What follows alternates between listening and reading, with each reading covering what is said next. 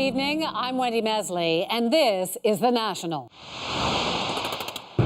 The House returns, and the gloves are off. Why is he hurting the very people he claims he wants to help? Justin Trudeau plays defense on tax reform and lashes out over fighter jets. We won't do business with a company that's busy trying to sue us. Under the shadow of nuclear threats, Donald Trump targets the UN. We are not seeing the results in line with this investment. Helping the visually impaired feel more at home in their city. On entry, walk forward 6 meters. Plus, the rocky road to integration for Germany and its refugees. I don't identify myself with a nation that did not identify with me. If today was any indication, it's going to be a fall filled with a lot of talk about your taxes. Members of Parliament were back in the House of Commons today, a first since the Finance Minister announced plans to reform parts of the tax code. The government says it's all about ending advantages for the very rich. The opposition says small business owners, doctors and farmers are being unfairly hit. And as Katie Simpson tells us, neither side is showing signs of backing down. Political posturing reached new heights in Ottawa over the government's plan to change small business taxes. Lobby groups spelled out their opposition above Parliament, while the Conservatives repeated the same message in the House. Why is he hurting the very people he claims he wants to help? To open the fall sitting, Andrew Scheer and his caucus used every question they had to criticize the Liberal tax plan. So once again, can the Prime Minister explain how that will make the middle class better off? Will the Minister of Finance come down to earth with the rest of us mortals and actually listen to what's going on in The entire opposition has been going around the country telling every doctor they meet that they stand with them, that they will defend their rights to pay lower taxes than the nurses who work alongside those doctors. We don't think that's fair. The Prime Minister's proposed changes would limit practices some small businesses use to pay lower taxes, including income sprinkling to family members or converting income into capital gains. With Parliament back, criticism of the plan is only going to get louder. With regard to small and medium-sized businesses, during the election campaign, Justin Trudeau promised to lower their taxes. He promptly forgot that promise. Hundreds of doctors and professionals have also mobilized against the plan, along with farmers and other small business owners. The Liberals argue the concerns raised have been exaggerated by the opposition and are not backed up by fact. I'd like to bust a few of the myths that are around about our proposals. The Finance Minister tried to reassure an audience of accountants today the proposals would only target the wealthy. It's a message the Liberals are struggling to deliver. And while Bill Morneau acknowledges people's frustration over the issue, he says it was expected. But we're not going to apologize for what we said we were going to do. There are no signs the Liberals are going to change course, and they have received some support for the tax reform in an open letter signed by 300 doctors. Still, the Conservatives think they're on the right side of public opinion on this issue, and they're going to amplify their message through a $100,000 ad campaign. Katie Simpson, CBC News, Ottawa. Trudeau was also hosting the British Prime Minister today. Both leaders say they will work towards a bilateral trade deal post-Brexit. But Trudeau says since the UK was deeply involved in the Canada-Europe trade negotiations, the resulting CETA deal will form the basis of a new UK-Canada deal. After that, there will obviously be opportunities for us to look at particular details that could be improved upon for the specific needs and opportunities in the bilateral relationship between the UK and Canada. CETA comes into effect Thursday. The UK can't actually begin negotiating a new trade deal with Canada until it is officially out of the European Union. and the UK economy. The two leaders also have a common interest in resolving a specific trade dispute that's been brewing involving U.S. aerospace giant Boeing. Our national affairs editor Chris Hall is in Ottawa with more on that. So, Chris, Justin Trudeau had a pretty clear message for Boeing today. Well, that's right. Cabinet ministers have been warning for some time now, Wendy, that they would reconsider a plan to spend billions to buy 18 Super Hornet fighter jets produced by Boeing. Today, the Prime Minister was explicit. He said if Boeing doesn't drop its trade complaint against Canadian rival Bombardier, that it's Boeing that'll feel the sting. And here's what he said.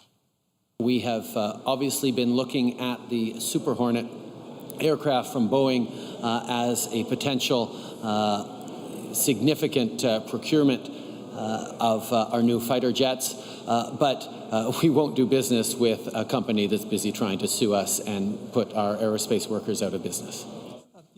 Now, Boeing has asked the U.S. Commerce Department to say that there's an unfair trade practice being at play here because Bombardier is subsidized by the Canadian government. But it's worth noting that, like most airlines around the world, that Boeing gets its form of subsidies, too, from the U.S. in terms of tax breaks and money to help support research and development.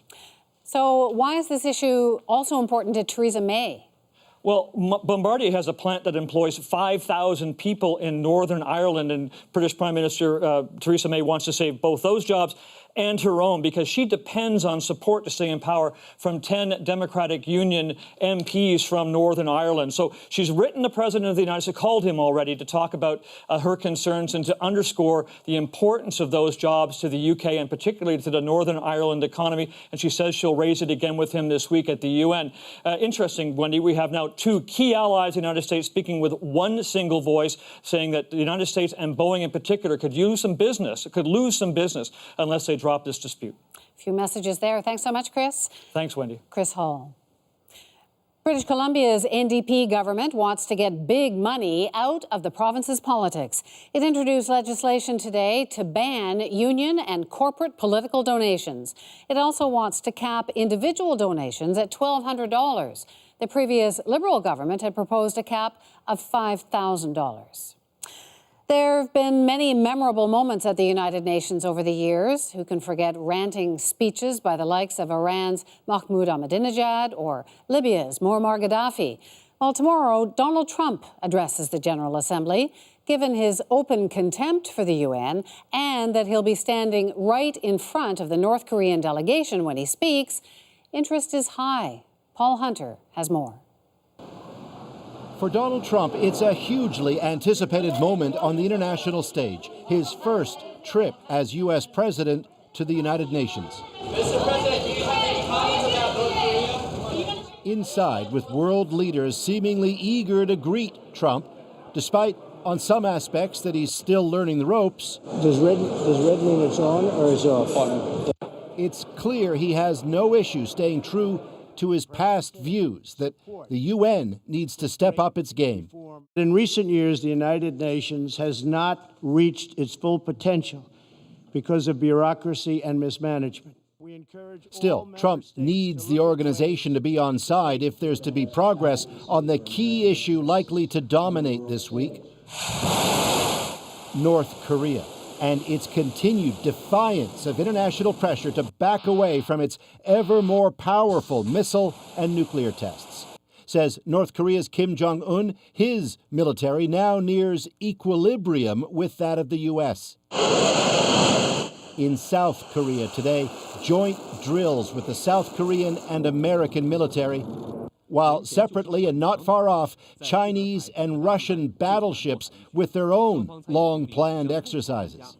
The U.S. Army's Chief of Staff said today North Korea is now clearly and unambiguously threatening Japan, South Korea, and the United States. And it's absolutely critical that we all, every one of our countries, does everything humanly possible in the months ahead to avert an armed conflict.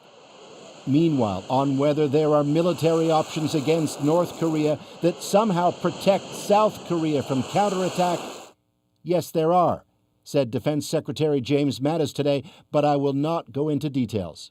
Asked to comment on all of it, said Trump, as far as North Korea is concerned, I think most of you know how I feel. We'll see what happens. Thank you very much. Thank you. Among those not at the UN this week is North Korea's Kim Jong-un. His diplomats, however, will have front row seats when Donald Trump addresses the General Assembly. Will Trump call for more sanctions, or will he again threaten fire and fury? His speech is tomorrow morning. Paul Hunter, CBC News, Washington. The plight of Myanmar's Rohingya minority was also on the UN agenda today. Facing increasing international pressure to solve the crisis, Burmese officials struck an open-minded tone but offered no details. We will make sure that everybody who left the home can return to the home, but this is the process that we have to discuss.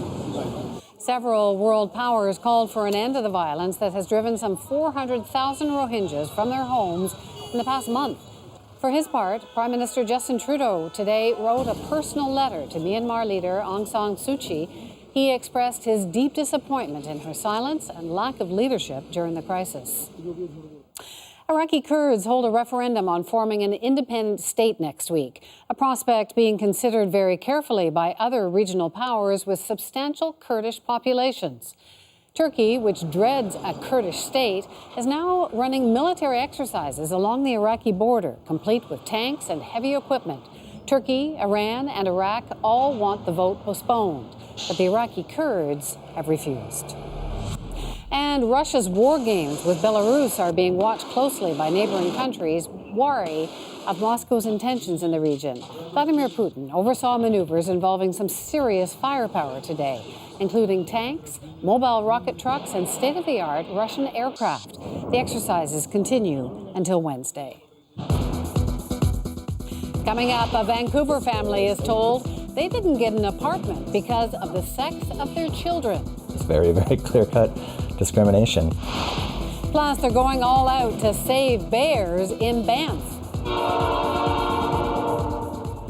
It's been less than 2 weeks since Hurricane Irma tore through the Caribbean. People in areas devastated by the storm have barely started to pick up the pieces. And tonight, some of those same islands are bracing for another major hurricane, Maria. Johanna Wagstaff is tracking the storm for us in Vancouver. Here we go again, Johanna. What can we expect to happen in the next few hours? Well, Wendy, Maria is now an extremely dangerous Category 5 hurricane. It strengthened rapidly in a matter of a few hours this evening, and it is headed right across some of the same islands hit less than 2 weeks ago, tracking across the Lesser Antilles over the next few hours. Even though it's a smaller hurricane than Irma, it is just as powerful, bringing storm surge, coastal flooding, and hurricane force winds. It'll then track towards the U.S. and British Virgin Islands as we head into Wednesday morning. And Puerto Rico is looking to take a direct hit from this major hurricane Wednesday morning, the first time they've seen landfall, Wendy, in about 85 years. Wow. Obviously, a lot of uncertainty here about the path it'll take. What are you going to keep an eye on? Well, Wendy, there is a lot of uncertainty after Puerto Rico. This is where our models really diverge. Most of the models have it sliding up the east coast of the U.S., but that's really going to depend on Hurricane Jose. That's still spinning off the U.S. east coast, bringing strong rip currents tonight. Depending on what it does, it has a meandering track over the next couple of days. It may end up steering Maria off towards the open ocean or towards a landfall. It may end up even interacting with Maria itself, but that is in the long-range forecast. All eyes on the Caribbean tonight. Definitely looking to be a serious story, especially for Puerto Rico. Wendy? Thanks so much, Johanna. Johanna Wagstaff. And as Johanna mentioned, Puerto Rico is in Maria's crosshairs. The U.S. territory, which was spared the full force of Irma, hasn't taken a direct hit from a hurricane in decades. People there are preparing for the storm's arrival, stocking up on basics and boarding up homes and businesses.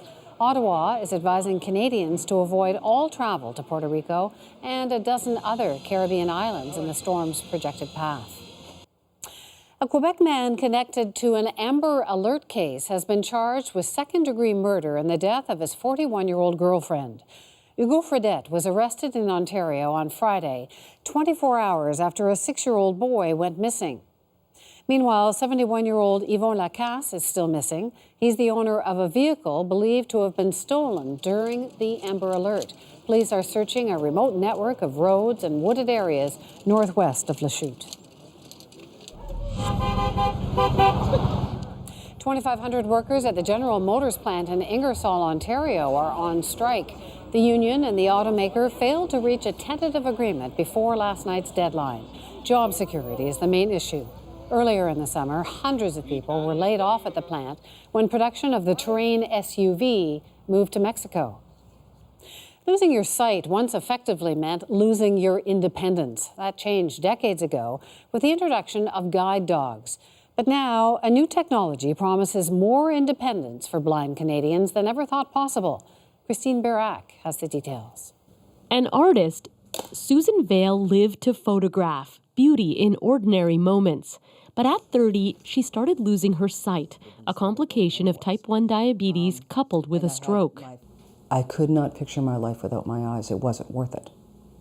I decided that that was one of those drawing lines. If I lost my eyesight, that would be it. End of story. Actually, it was the beginning of a new one, aided by technology. They are not the most attractive sunglasses ever. From glasses that vibrate to signal an obstacle ahead to talking sensors. Ramipril, 5 milligrams. Vale is navigating her new world, and one of the scariest parts is being outside. What can you see here? Okay, there's something dark here, which because it's soft, I say it's grass. Vale's right eye has a small spot of sight. She says blotches of light are often swirled, and the rest is dark. Vale uses a popular GPS app called Blind Square to navigate the streets. And Heath Street West, distance about 20 meters. The app can lead those with vision loss to the door of a business, but in this Toronto neighborhood, a new pilot project can guide them inside. On entry, walk forward 6 meters to carpet, service counter at 9 o'clock. The Canadian National Institute for the Blind is installing these beacons in churches, retail stores, and coffee shops.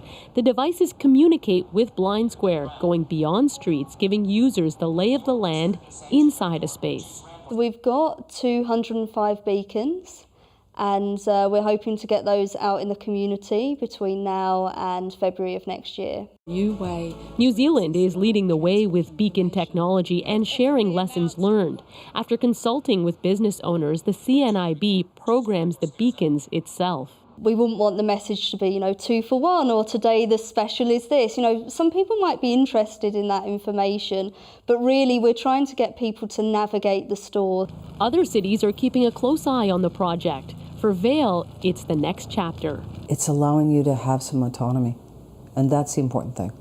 Technology that's leading the way to greater independence with a simple cup of coffee.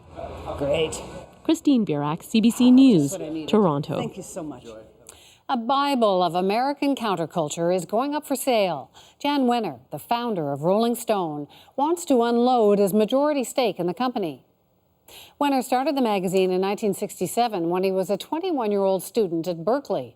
And for another 50 years, Rolling Stone was a trailblazer, touching on music, culture, and even Canadian politics. Its covers have been iconic, including the last photograph of John Lennon, taken just hours before he died. But the magazine has suffered financially, especially since 2014, when it lost a libel suit over an article alleging a gang rape at the University of Virginia. The way we watch television is certainly changing, and that was on full display at this year's Emmys. Shows created for online streaming services took home big wins last night, as did some Canadians who picked up awards in major categories. Eli Glasner has that story. Of life, dreams, mystery. A look at the secrets lurking under the perfectly manicured lives of a group of powerful women. Part of what makes Big Little Lies stand out is the way the story is told. An emotional, pulsating style that could only be the vision of one Quebec director. Jean-Marc Vallée. Vallée first established himself in Montreal with films such as Crazy, Dallas Buyers Club, and Wild, starring Reese Witherspoon, earned him Oscar attention. I tend to them like little pets. It was Witherspoon who implored him to join her and Nicole Kidman for their new series. Last night, he had no regrets. I thank you, girls, for making me look good like this. Big Little Lies took home 8 Emmy Awards, including Best Limited Series and Best Supporting Actor Laura Dern, who explained why actors love The Montrealer. We're there, we're in it, we have this idea, this roadmap, and then he just throws something at me and the camera's right here and he's like, "You're so angry," or "Now you're happy," or it just everything shifts and you feel like you're dancing. Saturday Night Live!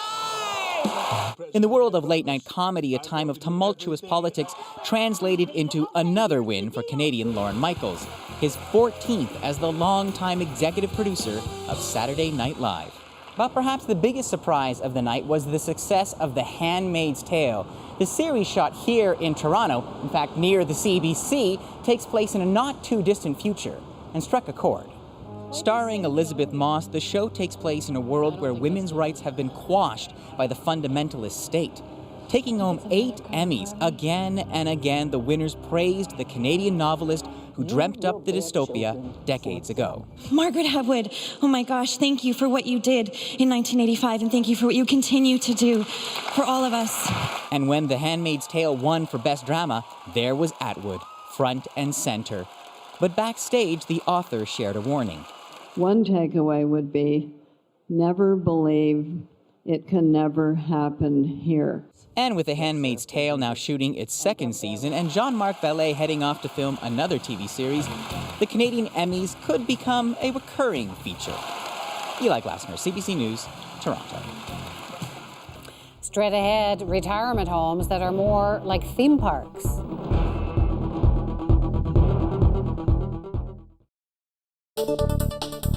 Charisma. Supporters of Brian Mulrooney say he's got it. Charisma seems to run in the family. This is 17-month-old daughter Caroline. Her 22-year-old mother is strategically expecting a 2nd child in mid-February, right about convention time. Her husband is away campaigning much of the time, but loneliness is not a problem. I'm studying architecture. I'm a part-time student because I have my little monster here, Caroline, who keeps me very, very busy. And I also do the housework and the jobs. I don't have any help in the house. I have my, as I call them, my terrific mothers around me, which help me very, very much. And she loves them, so it's a big help. Well, it may be premature to talk this way, but the end of the road your husband has taken is 24 Sussex Drive. Have you ever thought about that? I really can't think that far ahead. I think what will be, so we'll take one step at a time. At 36 and having never run for elective office, Mulrooney is a dark horse. His assets include natural platform ability. He first scored as a public speaker at age 9. Ontario Ombudsman Arthur Maloney says that next to Diefenbaker, Mulrooney is the best stand-up speaker in the party. Well, you are so good on television that your opponents will soon be saying he's just a glamour boy. He has no substance. He's just too good on television. What is your answer to that? Well, any opponents that I have can, it's a free country, they can say whatever they want. And we all have our qualities and we all have our failings. And it's up to the delegates at the convention to make the determination as to whom would be the best person to lead them through the next difficult years and to lead them to victory.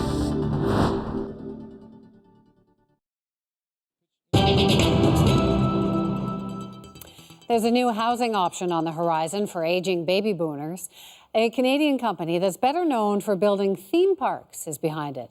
And as the CBC's Diane Buckner explains, there's a lot of interest because these are places designed to take the tired out of retired. Retirement isn't what it used to be. This promotional video is for a new resort lifestyle community for seniors who want more than bridge and backgammon. You know what? We're not working anymore. We're having fun. Why not have a permanent vacation? That's what this is all about. Hamilton property developer Tony DeFrucio says the village at St. Elizabeth Mills is for active baby boomers, and he's betting $800 million that they want a retirement community that's like a theme park. I'm a huge Disney fan, and I'm not talking about Mickey Mouse. I mean, he's cool, but I'm talking about the resort lifestyle that they have there. That resort lifestyle is already on display at a retirement community in Florida. The Villages complex is home to 160,000 youthful seniors, and it was designed by a Canadian company. This is the very first theme park that we're involved with. In Toronto, Gordon Dorrit is the CEO of Foric, the firm behind the Villages in Florida. Fourick also designed Canada's Wonderland, Germany's Legoland, and this massive water park in China. Frankly, the Canadian market is so small. There's really not that many projects that needs the size and caliber of what we do. But when they're here, we love to come home.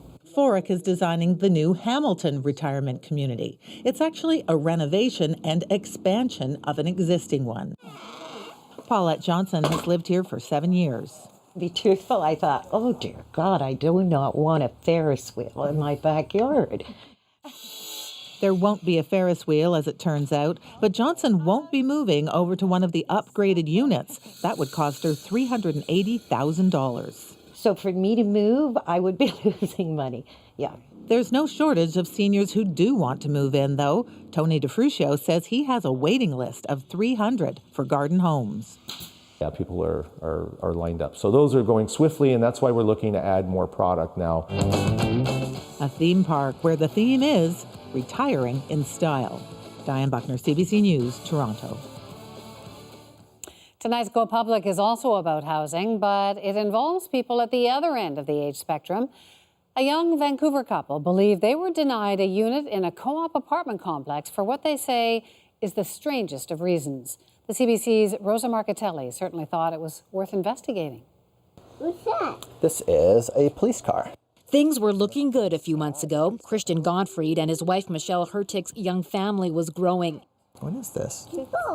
They'd just heard that they were first on the list for an available 2-bedroom unit in a popular Vancouver co-op housing complex. It would save them $1,000 a month on rent in a city that's often unaffordable for young families.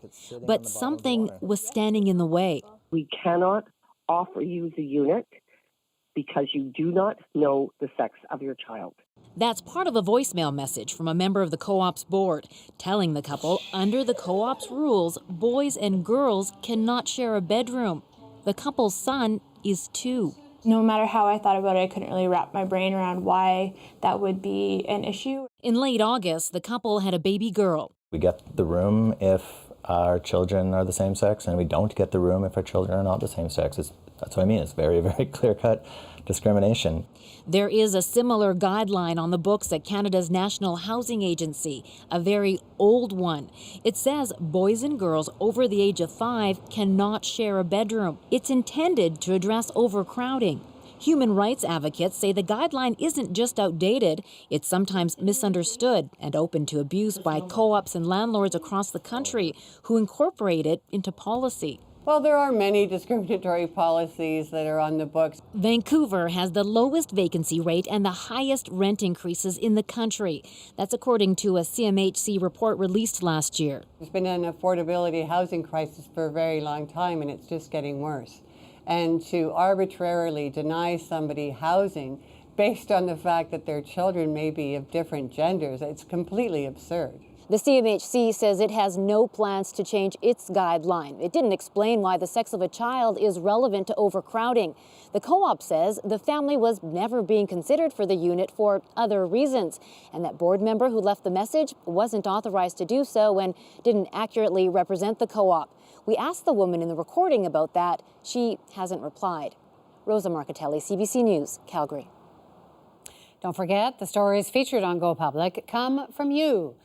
If you've got an idea or an issue you'd like Rosa and the team to investigate, please get in touch. Email gopublic@cbc.ca. Coming up, German institutions adapt to the needs of refugees. Retelling and explaining German history, not anymore just to Germans. From optimistic joy to hostile resistance, a social snapshot of Germany at a crossroads. Plus, safety training for grizzly bears in Banff. But first, let's look at today's business numbers. The TSX rose 63 points. The dollar dropped below 82 cents U.S. In New York, the Dow gained 63 points, closing at a record high. The price of oil dropped 9 cents a barrel.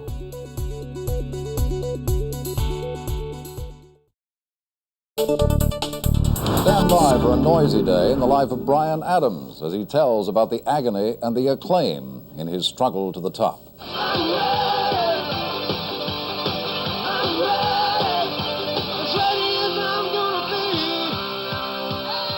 Life on the road is tough for rock and rollers. Just ask them. Crummy food, lonely motel rooms, bumpy hours on the bus trying to catch some sleep between towns, and night after night they have to get up there and dazzle all those screaming fans. But obviously Bryan Adams thrives on it. Well, I kind of feel really good up there.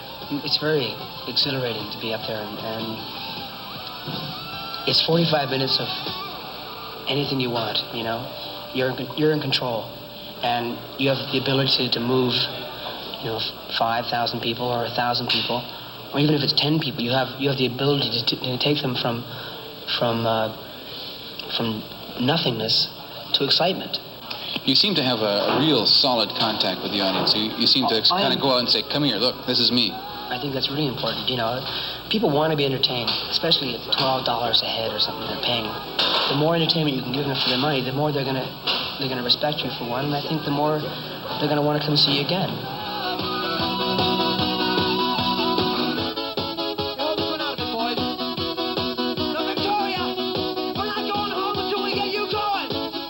I think I've been on the road now close to 3 months. Is it a grind? Oh yeah, you break out in pimples and. I don't believe it. Rock stars don't break out in pimples. Oh yeah. It gets really tiring because you're going from one town to the next, and you don't get a lot of time to sleep or relax, and sometimes you sleep hours in the van. It's a grind. It definitely is, and I hate clubhouse sandwiches.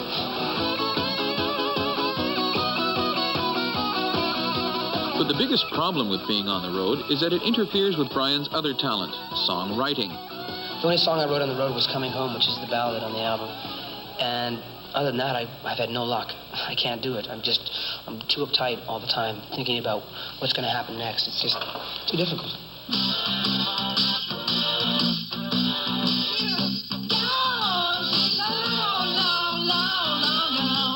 When he does write songs, it's with his partner of 4 years, Jim Vallance, who used to be with the Vancouver band Prism. Vallance wrote the songs on Prism's first hit album in the mid-'70s. How do you split the duties when two people write a song? Well, he does the floors and I do the walls. Probably the best songs we've written are probably songs we just sat down, didn't have any idea what we were going to do, and just sat down and did it. And for some reason, they just turned the giant tap on upstairs and it just came out of us. It also helps to get the juices flowing if someone asks them to write a song. The band Kiss did that recently, and the new song will be on their next album. We have a list upstairs of about 50 different acts that need songs. Well, how do you know when you've got a good one? You just know. It's intuitive. We've written about 40 tunes in the last 2 years, and 30 or 35 of them are on vinyl.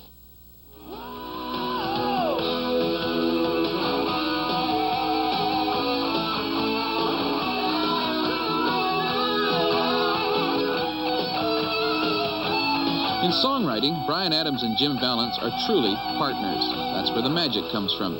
They say they're much better writers together than apart.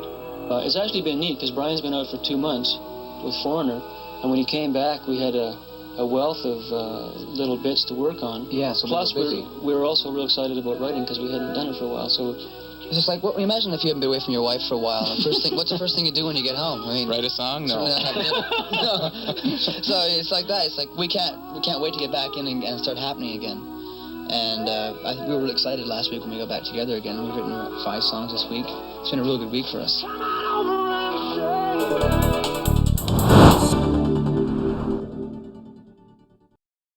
So it is not a question of the means. It is a question of, do we allow ourselves the time that it takes to gradually integrate these people. Germany's federal election is a week away. It's expected that Chancellor Angela Merkel will win a 4th term, a feat that looked all but impossible just 2 years ago when she opened Germany's doors during the height of the migrant crisis, even as other European countries slammed theirs shut. But Merkel wagered that Germany could handle the strain, a bet she seems to have won, though there has been a cost, both for the country and for newcomers. Margaret Evans looks deeper at the German gamble.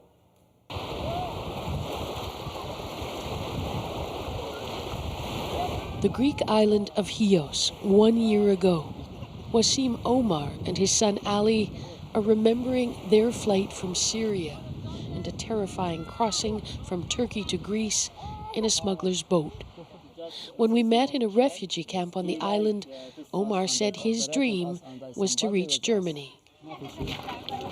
A year later, almost to the day, we found them again, a world away, but mission accomplished, in a small town near Mannheim. Step one of a new life, he hopes. Because of the war, we came here zero, without anything. Just we have our education to restart our life again. Staying in government-provided housing, Omar is waiting for his asylum claim to be processed, along with Ali, his wife, and their 2 other children who've just started at a German school. Do you think that one day you will consider yourself to be German? I hope so. I hope. Look, German is very great country. Nobody can say opposite of that, in my opinion. Brandenburg Gate in Berlin, the capital, built for a Prussian king in the 18th century, and now one of Europe's great symbols of unity. But when the German Chancellor Angela Merkel opened the door to nearly 1 million refugees in 2015, she was on her own, a gamble many at the time said would cost her her political career. Not so, apparently. She's still outpacing the competition ahead of parliamentary elections later this week. Her decision to absorb so many newcomers, telling the nation, "We can do this," has not hurt her, says analyst Josef Janning. This is a pretty well-governed country and rather affluent. So it is not a question of the means. It is a question of, do we allow ourselves the time that it takes to gradually integrate these people. But that doesn't mean the refugee crisis hasn't offered a foot up to the far right. Dresden, once the Florence of the Elbe, destroyed by Allied bombing in 1945, and then restored to its former splendor. But there are some ugly undercurrents. Weekly rallies by a group called Pegida, Patriotic Europeans Against the Islamization of the West. Merkel must go, they're chanting. This man refers to refugees as animals who must be inspected and quarantined. On stage, speakers warn the crowd not to let Germany become an immigration country, like Australia or Canada. The media is not popular. Lügenpresse, as some of them call us, lying press, an old Nazi slur resurrected. Pegida has been around since 2014. Its support has dropped in other parts of the country, but Dresden remains a stronghold. Most in the crowd are older, pensioners, but there are young faces too. This 28-year-old belongs to the Identitarian movement, a new radical group of nationalistic youth. Here in Dresden, people are showing very openly their flags to make sure that people don't forget there is a German people and who they are and the resistance they show. Not everyone likes the weekly marches. This social worker says Germany's former East has a harder time with outsiders than the rest of the country. It's a problem here, being afraid of things you don't know. It's not the first time Germany has had to grapple with a large number of foreigners arriving.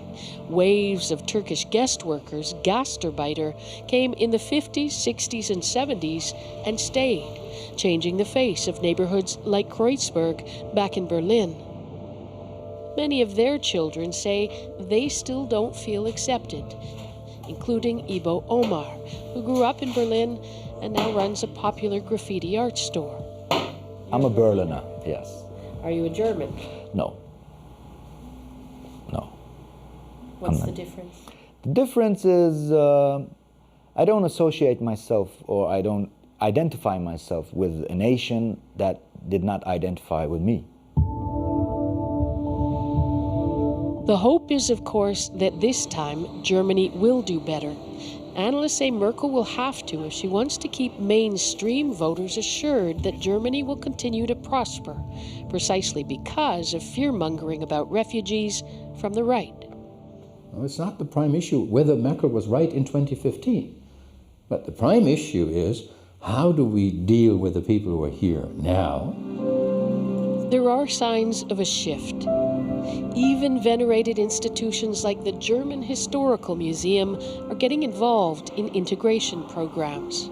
Press officer Boris Nietzsche says about 20% of the museum's German visitors have a migration background. We have to deal with the idea that we're telling and explaining German history not anymore just to Germans. We have to explain it to people with a completely different background. Newcomers can join free tours in Arabic twice a week.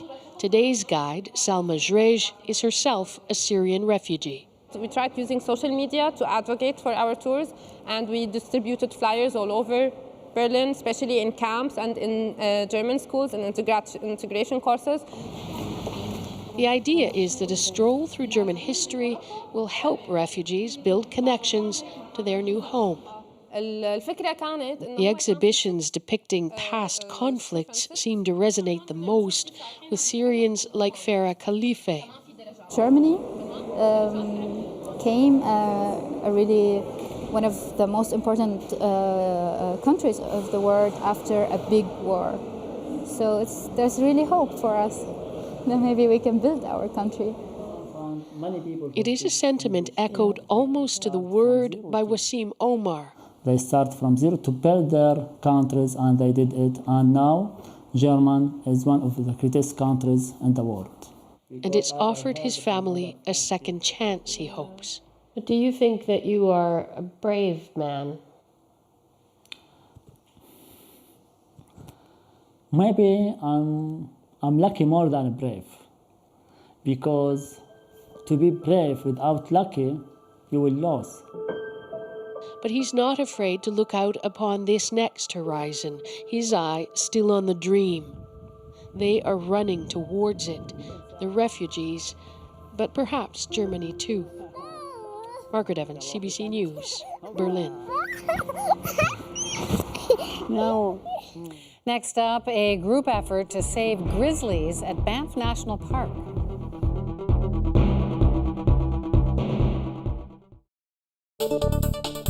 It's been 10 years since 3 young men from Mississauga launched a rock band called Triumph. They've learned the secret of turning heavy metal into gold. The Journal's Russ Patrick joined Triumph on their 85 tour to discover the secret of success for these rockers on a roll.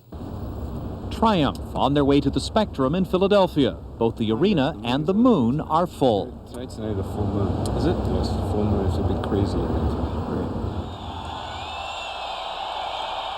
Mike Levine, bass guitar player, producer of Triumph's records. Gil Moore, drummer, director of Triumph's high-tech concerts. Rick Emmett, lead guitar, Triumph's master musician. After 10 years on the road, they've become one of the most successful touring bands in the rock business.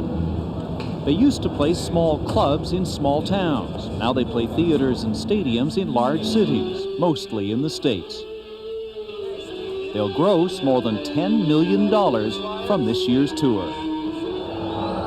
For 5 months of the year, touring is a way of life for Rick Emmett and Triumph. This sold-out concert at the Spectrum in Philadelphia is just one of 94 stops on the 85 tour. I'm not sure how the rock and roll system is. For most rock bands, tours are money-losing promotion gimmicks tied to the release of new recordings. But for Triumph, tours turn a profit. Okay, everybody ready to go. Let's stand by and cue house lights. 2 black in 5, 4, 3, 2, 1.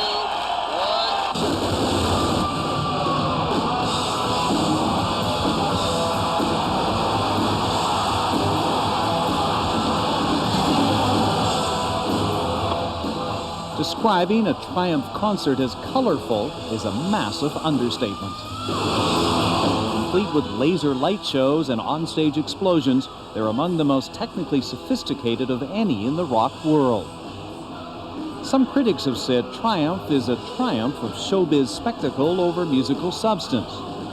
But drummer Gil Moore, who puts the show together, doesn't buy the all glitz, no substance criticism. With the technology that's available, it's possible to make a concert a really audio-visual extravaganza in the true sense of the word, and to enhance what you're doing musically. That is the key, is to enhance the music. The spectacle is called Arena Rock. It's what today's fans expect to see and hear in a touring rock show.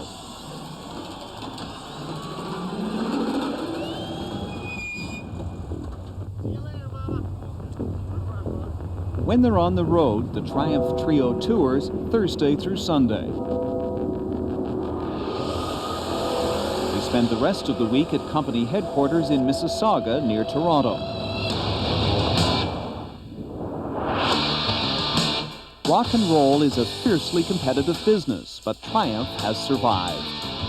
Every day when I wake up, I realize there's another band that's, you know, a mile down the road that's coming along, and but you guys have survived for 10 years. Why? We're tough. We're tough, you know.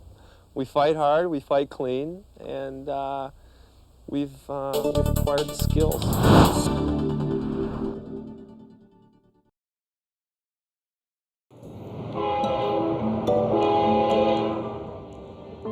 It's a national park. We're a world leader in conservation, and it's one thing that the public is concerned about and we're concerned about.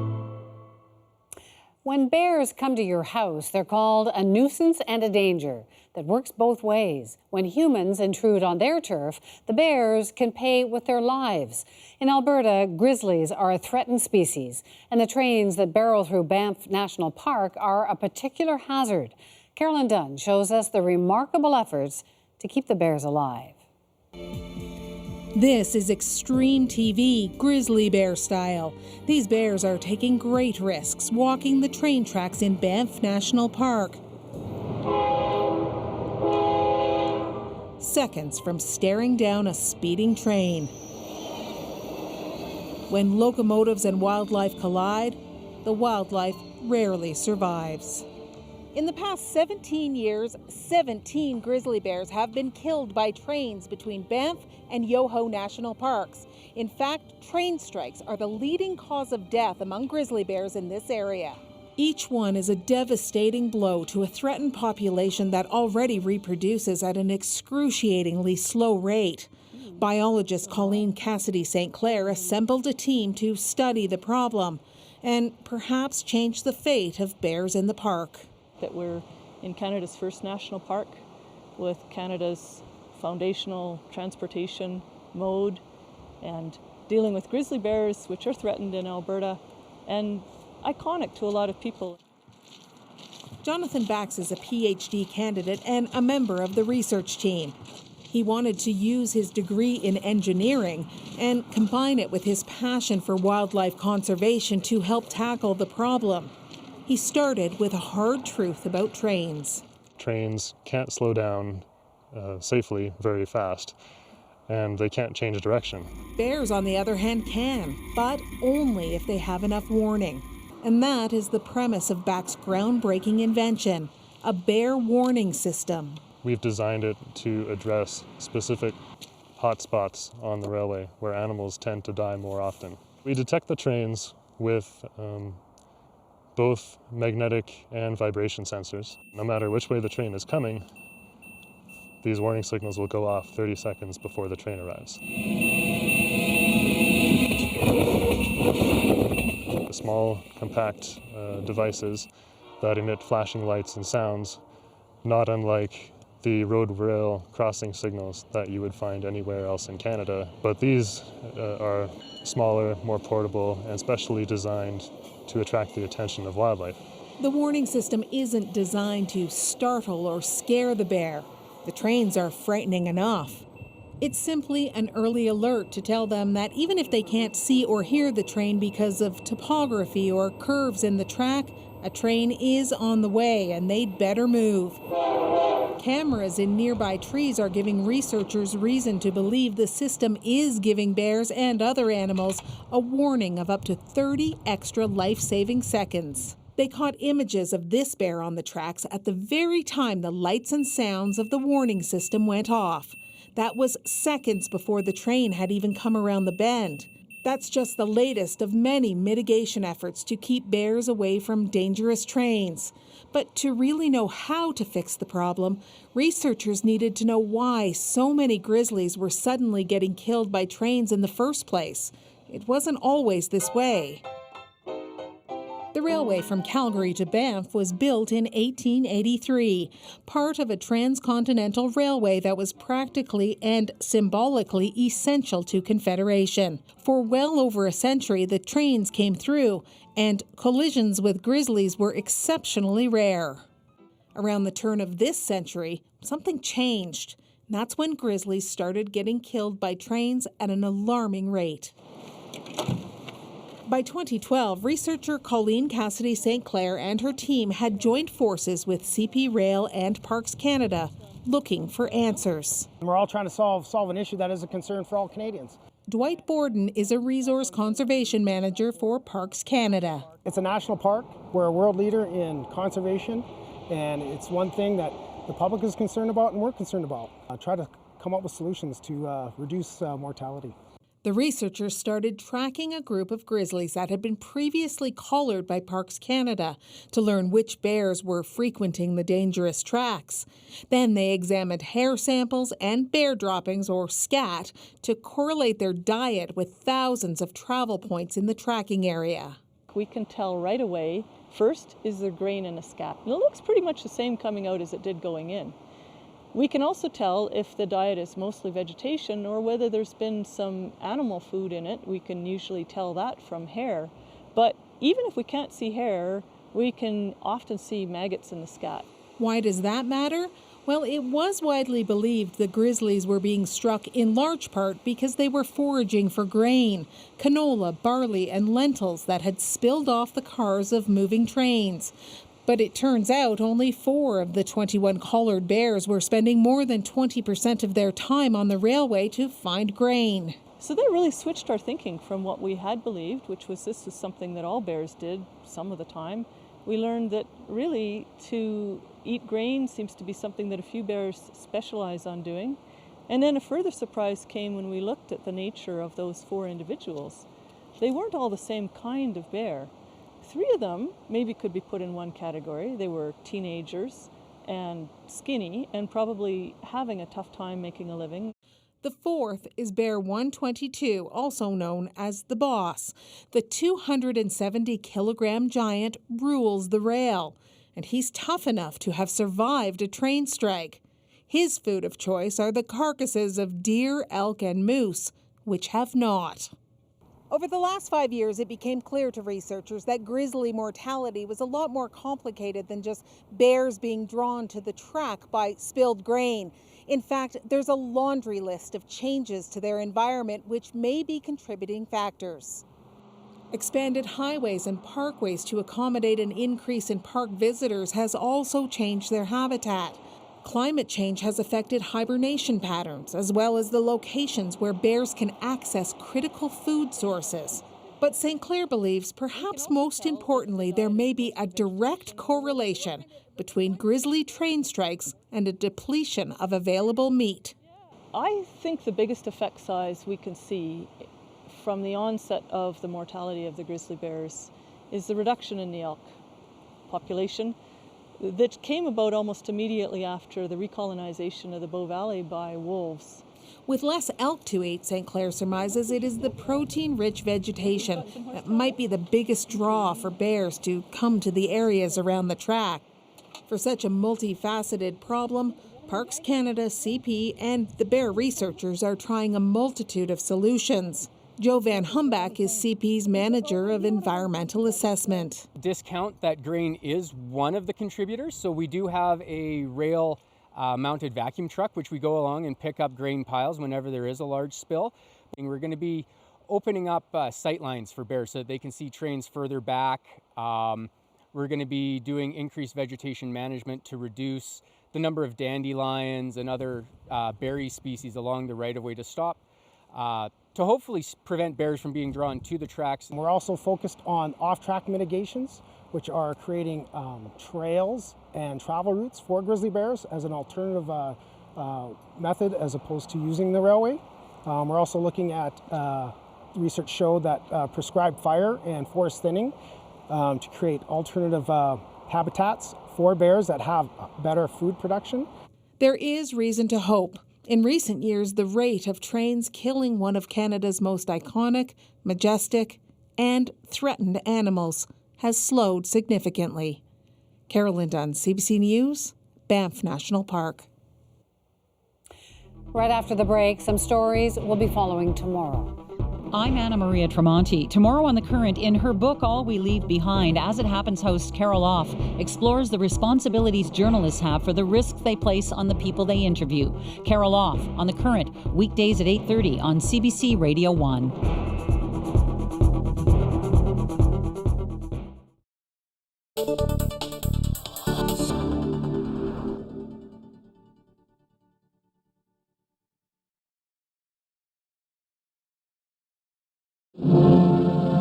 A perennial Canadian controversy seems to have taken on new life. The Native Sons of Canada have opened once again a campaign for a distinctive national flag and anthem, and they're drawing fire from every part of the country. And so we're joined tonight in one of the most emotion-packed issues of our time, an issue which some people say should not have been brought up at all. I believe that today a flag designed around the maple leaf will symbolize and be a true reflection of the new Canada. When a Prime Minister decides that he's going to trample on the things of the spirit, then indeed we've arrived at a position not in keeping with the principles of democracy. Flag of Canada there will have to be 4 igloos, 3 totem poles, 2 codfish, and a hint of a fleur-de-lis. We can live under the same flag we've been living under ever since Canada existed, as far as I'm concerned. One the British flag, right? We're a Canada, we're a nation. I would prefer more leaves and like a tree effect. I think it should have maybe 2 flags, be nice. And a hint of a fleur-de-lis. The federal government's proposed new flag flies for the first time on Parliament Hill. The new flag was run up the flagpole despite a last-ditch effort by the Conservative opposition to prevent it, and an attempt by an individual MP to haul it down. An argument over the new design was waged between several MPs gathered around the flagpole.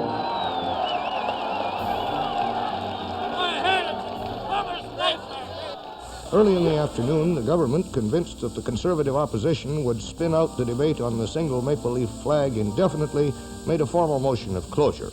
And there were immediate complaints from the opposition that the cabinet was throttling freedom of speech.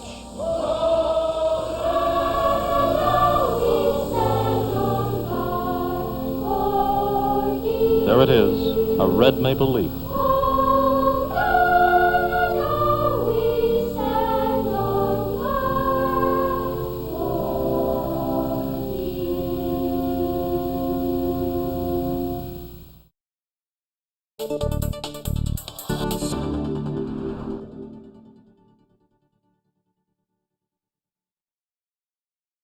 Tell us anything about it. Was she at your house? Was she there? I have been an inmate for 15 long years. I was convicted of murder when I was a young girl. Murderous is a strong word to have attached to you. We are hoping you will write a report favorable to Grace. That is why we have brought you here. Will you tell me your story, Grace? Because the real one is not written in your confession. You won't believe me, sir. People want a guilty person. If there has been a crime, they want to know who did it. Perhaps you are a liar. There are those who said I am one. Chris Marks made me do it! This hour has 22 minutes. New season starts September 26th at 8:30 on CBC. Before we go, a recap of a couple of our top stories and what we'll be watching for tomorrow. Donald Trump is making his first trip to the United Nations as U.S. president. Tomorrow, he addresses the General Assembly. He'll need to get it on side to diffuse the ongoing tension with North Korea. Hurricane Maria is turning into an extremely dangerous storm and has a bead on Puerto Rico. Today, residents were taking precautions. Global Affairs Canada is advising against all travel there and other nearby Caribbean islands. And that's the National for this Monday night. For news at any hour, you can always go to cbcnews.ca. I'm Wendy Mesley. Thanks for watching.